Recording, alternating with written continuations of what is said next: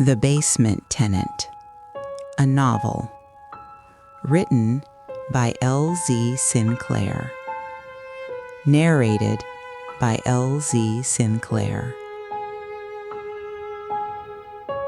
The courthouse on Washington Street was a building designed to make human beings feel small, and it succeeded. Carrie sat on a bench outside courtroom 2304, wearing the outfit Beth had helped her select. Professional, modest, the visual vocabulary of a woman who had her life together. She'd spent 40 minutes on her makeup that morning, not for beauty, but for armor.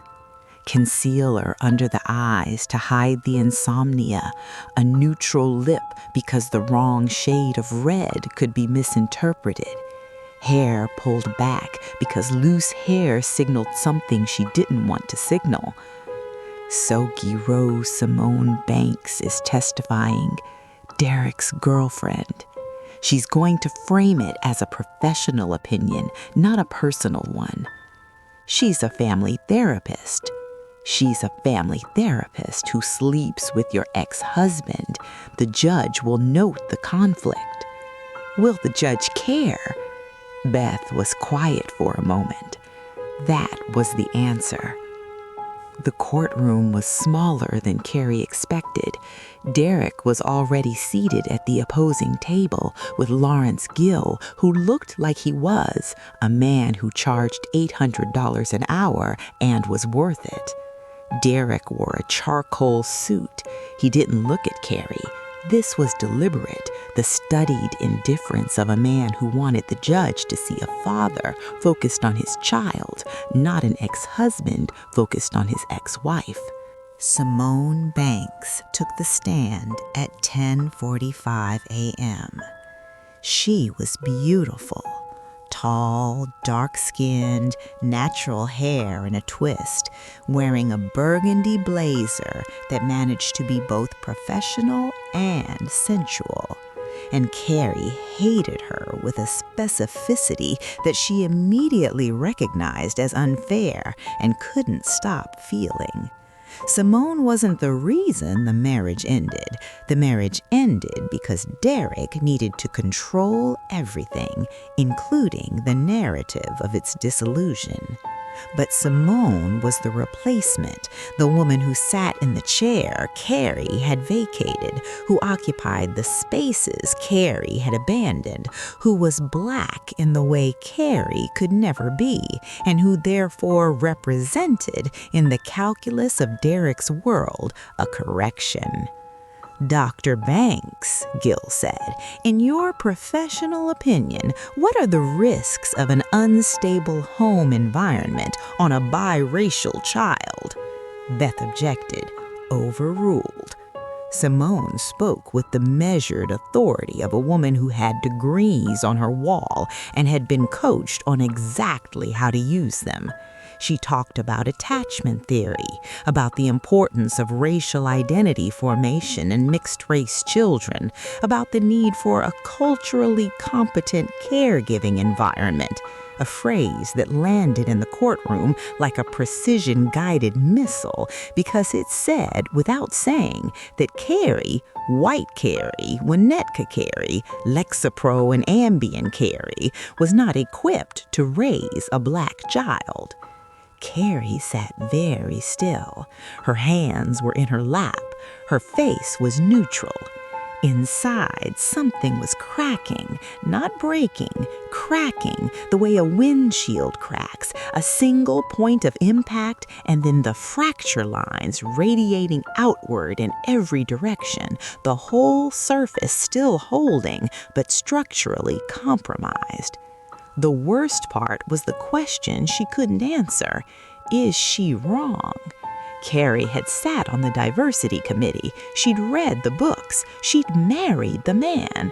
But had she ever actually done the work, the real work, the uncomfortable work, the work that required more than a committee seat and a curated bookshelf? Had she ever sat Miles down and talked to him about what it meant to move through the world in his skin? Had she ever asked Derek to teach her, really teach her, instead of assuming that proximity was education? The courtroom was cold. The judge was taking notes.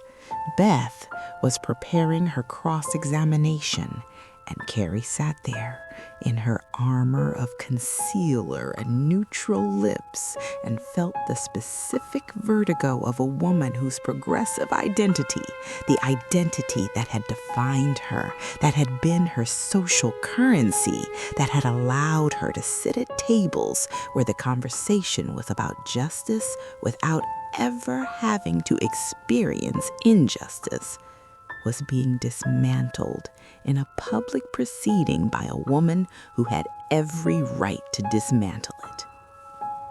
The letter from her mother arrived that afternoon, forwarded by Beth. Not a letter to Carrie, a letter to the court. To the Honorable Judge Patricia Halloran, I am writing as the maternal grandmother of Miles Weaver. I have observed my daughter, Caroline, closely since her separation from Derek Weaver, and I have concerns about her capacity to provide a stable environment for my grandson. Caroline has not been herself since the divorce. She is isolated, anxious, and prone to fixation. She has taken a tenant into her home, a single man, which I believe reflects poor judgment. She has made claims about hearing voices in her home, which she shared with me during a phone conversation and which I found alarming. I love my daughter. I am writing this because I love my grandson more.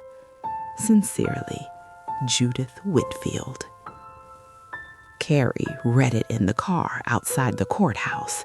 The windshield was fogging. The engine was off. She read it twice, and then she folded it and put it in her bag and looked straight ahead at the gray Chicago sky and did not cry. She didn't cry because crying was a luxury and she couldn't afford luxuries. She didn't cry because if she started, she didn't know if she could stop, and stopping was all she had. The ability to stop, to contain, to hold the perimeter against the 100 things that wanted in. She didn't cry because crying was what they expected, what the court filing predicted, what Derek's narrative required. The unstable woman, the emotional woman, the woman who couldn't keep it together. So she sat in her car and didn't cry, and that was worse than crying, and she knew it, and she drove home. The brownstone was dark. The basement was quiet. She stood in the kitchen and listened and heard nothing and felt everything and thought, I am losing. Not the custody battle, not the house, herself.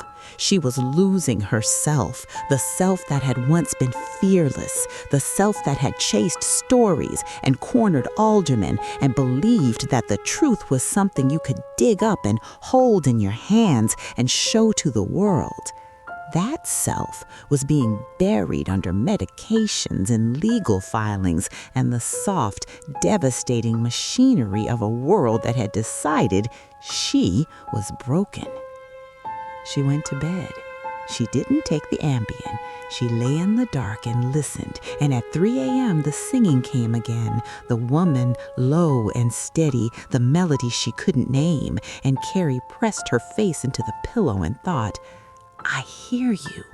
I don't know who you are, but I hear you.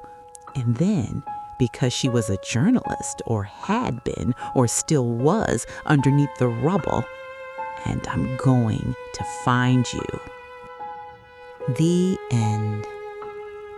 You have been listening to The Basement Tenant, written by L.V. Sinclaire, narrated by L.V. Sinclaire. Thank you for listening.